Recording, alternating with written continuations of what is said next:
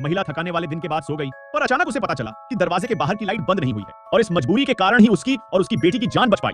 वह लाइट बंद करने के बाद जाने वाली थी, लेकिन मॉनिटर स्क्रीन का नजारा पाकर वह घबरा गई। महिला मौत से डर गई और खड़ी रही। वह अपनी बेटी के बारे में सोच सकती है जो अभी भी कमरे में सो रही थी। उसने अपनी लोकेशन छिपाने की बजाय सीधे अपनी बेटी के कमरे में चली आई। उसे जगाने के लिए उसके चेहरे पर उबलता पानी डालना सबसे ज्यादा जरूरी था। मां ने जल्दी से बेटी को शांत रहने का इशारा किया और फिर उसे बाहर ले गई, लेकिन उस वक्त तो बहुत देर हो चुकी थी। लुटेरों ने उनके सामने सड़क रोक ली थी। भाग्यशाली तरीके से घर के अंदर एक लिफ्ट थी। संकट के क्षण में वे साइड में लगी लिफ्ट में भाग गए और बाहर मुखौटे वाले आदमी को ब्लॉक कर दिया। नीचे देखते हुए दो नकाबपोश आदमी ऊपर भागे और दूसरी मंजिल पहुंचे। वह तुरंत लिफ्ट के प्रवेश द्वार पर पहुंचा और पॉज बटन दबाया, पर उसे पता चला कि वह टूटा हुआ है। वे केवल एक दूसरे को घूर सकते थे। इस समय बेटी को अचानक याद आया कि दूसरी मंजिल पर एक शेल्टर है। उसने जल्दी से आपातकालीन लिफ्ट रोकने का बटन दबाया। पहले फ्लोर पर एक आदमी ब्रा पहनकर आया था और बहुत समय तक इंतजार किया, लेकिन लिफ्ट नीचे नहीं आई। उसे एहसास हुआ कि कुछ गलत था। जब वह दूसरी मंजिल पर वापस आया तब मां और बेटी लिफ्ट से निकलकर भाग गई थी और कमरे की तरफ दौड़ गई। लुटेरों के आने से पहले उसने सफलतापूर्वक सेफ हाउस में छिप गए। अगला पार्ट लाइक सब्सक्राइब करने पर जल्द ही आ जाएगा।